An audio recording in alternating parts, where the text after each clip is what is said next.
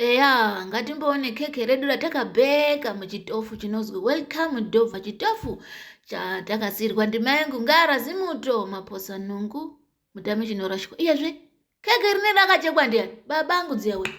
Ndiani wakaricheka? Yei, igumo renyu rakadai riri. Yei, chiini chakadai? Kube ndakareketa ndikati khekhe rineri ndoda kuzoriitira zvamangwani zvebirthday raonini. Masiziva Mundau raonini, ratete onini. Princess Nyara. Kwakucheka ndiani waricheka khekhe rineri? Chiini chakadai?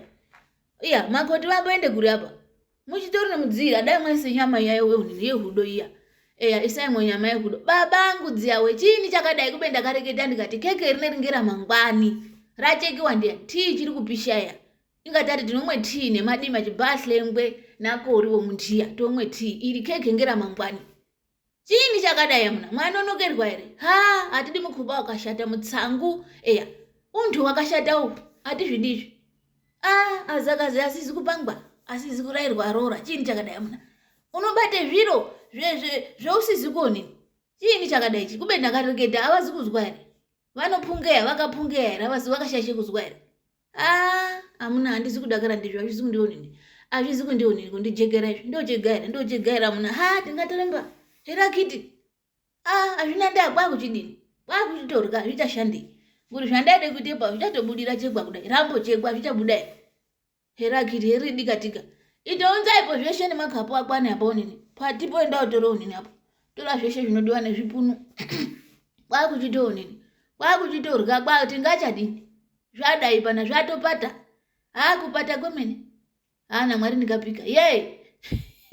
Heri denderekete. Naenderekete remene huku isina mai. Chiini chakadai chichi?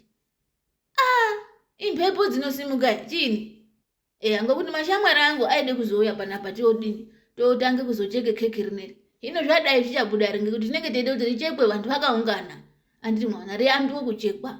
Mwazvona. Endapo onini patotorepo onini chukera ingadai yarwa. Onako onini muchonini muya. Mu side board mwo. Zvakakonza.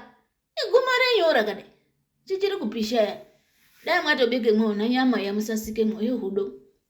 Yangu zvakadai panapa mudzira wakona auperi pachitofu panapa.